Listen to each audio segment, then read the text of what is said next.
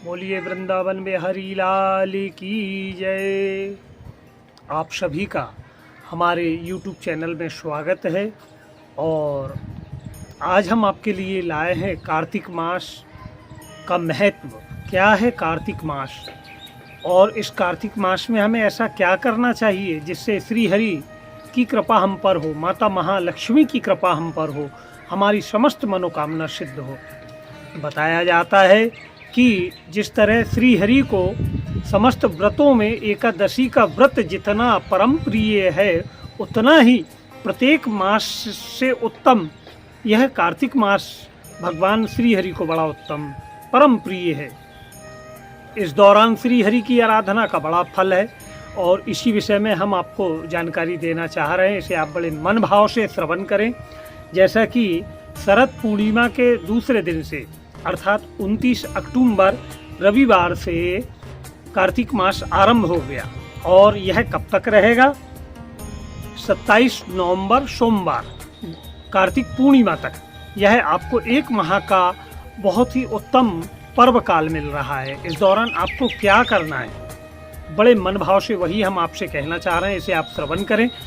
इसमें कार्तिक के व्रत में, कार्तिक माह में पुरुषों के द्वारा, माताओं बहनों के द्वारा प्रातःकालीन बेला में ब्रह्म मुहूर्त में उठकर स्नान करना, तुलसी वृक्ष का पूजन करना, आंवले वृक्ष का पूजन करना, पीपल वृक्ष का पूजन करना, अगर आपके नज़दीक में राधा कृष्ण मंदिर हो, राम मंदिर हो, वहाँ जाकर भजन कीर्तन करना, या शिव मंदिर में भी आप कर सकते हैं। भगवान की भक्ति आराधना का यह पर्व है।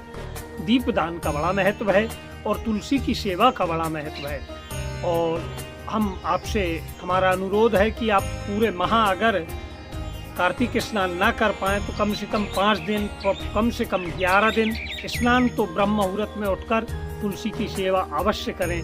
जिस तरह उस तुलसी वृक्ष फलीभूत होता है, फलता है, फूलता है, उसी तरह आपका परिवार फलेगा, फूलेगा, आपके यहाँ धन वैभव आएगा। और बताया जाता है कि कार्तिक मास में दीपदान का भी बड़ा महत्व है और कार्तिक मास में पूरे माह की कथा है, उसका हम आप तक वीडियो भी भेजेंगे। उसे भी आप अवश्य, अगर आप स्नान नहीं कर पा रहे कोई बात नहीं, आप अगर कथा ही श्रवण कर लेंगे तो आपको कार्तिक मास के स्नान का पुण्य का फल प्राप्त हो जाएगा। आपको हम पाँच अध्याय, प्रथम, द्वितीय, तृतीय, चतुर्थ, पंचम, ऐसे अध्याय का समूह बनाकर कथा का वीडियो आप तक आएगा, जिसे भी आप अवश्य देखें। कार्तिक मास का महत्व और व्रत व विधान के विषय में हम आपको बताना चाह रहे हैं। प्राचीन काल में नैमिष नारायण तीर्थ में समस्त शौनकादिक आदि ऋषिगणों ने सभी एकत्रित हुए। उनका बड़ा दिव्य वहाँ एक आयोजन हुआ, समागम हुआ। तब वहाँ सूत जी महाराज आए। सभी ऋषिगण उनसे हाथ जोड़कर कहने लगे कि हे सूत जी महाराज, इस कलयुग में मनुष्यों के जीवन में आने वाले दुखों का अंत कैसे होगा? ऐसा कोई आप उपाय बताएं जिससे इस कलयुग में मनुष्यों की समस्त मनोकामना सिद्ध हो। तब सर्वशास्त्रों के ज्ञाता श्री सूत जी महाराज कहने लगे कि हे ऋषिगणों, यही प्रश्न नारद जी ने श्री ब्रह्मदेव से पूछा था और वही कथा हम आपसे कहते हैं। इसे आप ध्यानपूर्वक श्रवण करें।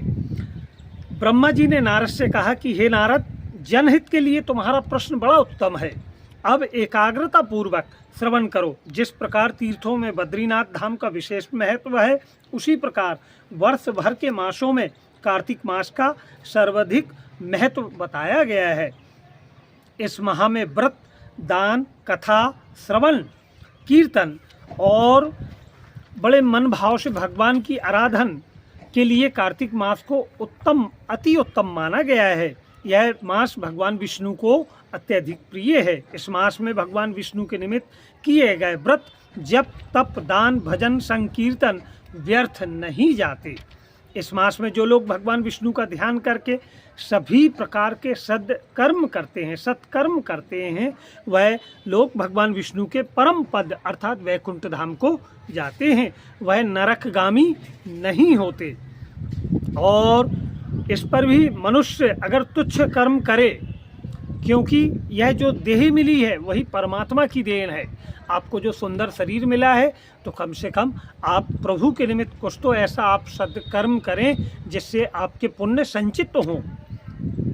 ब्रह्मा जी ने आगे कहा कि हे नारद, जो मनुष्य इस मास में अन्न आदि का दान करता है और पराया अन्न ग्रहण नहीं करता, उसे अतिकृच्छ व्रत का फल मिलता है। इस मास में जो कोई भी व्रत करता है, उसे नित्य ब्रह्म मुहूर्त में जाग कर नदी, तालाब, कूप आदि के जल से पहले स्नान करना चाहिए। फिर भगवान विष्णु का भजन पूजन करना चाहिए।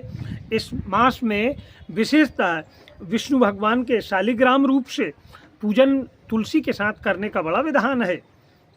तुलसी व आंवले का भी पूजन का विधान बताया गया है। और शालिग्राम पूजन से श्रीहरि विष्णु जी बड़े प्रसन्न होते हैं। व्रत का जब उद्यापन करना हो, तब ब्राह्मण को अपनी पत्नी सहित आप आमंत्रित करें, उसका आदर सत्कार करें, उत्तम भोजन कराएं। वस्त्र, छत्री, पादुका जो आप उन्हें मन भाव से जो भेंट देना चाहें, जो दान करना चाहें, वह आपकी इच्छा पर निर्भर है और यह दान करके आशीर्वाद प्राप्त करें। भगवान विष्णु का पूजन सूर्योदय काल में करना मुक्तिदाता है। इस मास में सुपात्र ब्राह्मण को वस्तुएं दान करने से पितरों का भी कल्याण होता है। हे नारद, जो भक्त कार्तिक मास में भगवान विष्णु का कमल पुष्पों से पूजन करता है, वह कई जन्मों तक पाप कर्मों से मुक्त हो जाता है। भगवान विष्णु के 12 अक्षरी मंत्र ओम नमो भगवते वासुदेवाय का जप करते हुए प्रत्येक जाप के साथ जो भक्त उन्हें तुलसी दल, आप कुछ नहीं कर सकते, एक तुलसी दल और कथा श्रवण कर लें, उसमें भी भगवान की कृपा आप पर होगी, माता महालक्ष्मी की कृपा होगी। और ब्रह्मा जी ने कहा, हे नारद, कार्तिक मास में श्रीमद् भगवद गीता का नित्य पाठ अगर मनुष्य करे तो इसका भी बड़ा फल है। और आपको संकल्प के साथ में यह पूजन अर्चन करना है। और नैवेद्य भोग परिक्रमा करने के बाद प्रभु को नमस्कार करें। तुलसी की मंजरी अर्पण करने का कई गुना फल प्राप्त होता है। जो मनुष्य भगवान विष्णु का इस मास में बड़े नियम और भक्ति पूर्वक व्रत करता है, उन पर श्री हरि की कृपा होती है। आज हमने आपको इस कार्तिक मास का महत्व, विधि और विधान और प्रथम अध्याय की कथा भी बतलाई। इसे आप सभी ने श्रवण किया। अब इसके बाद की जो कथा आपको मिलेगी वह 2, 3, 4 और 5 ऐसे अध्याय का हम समूह बनाकर आप तक भेजेंगे। जब भी आपको समय मिले आप कथा अवश्य श्रवण करें। बोलिए वृंदावन बिहारी लाल की।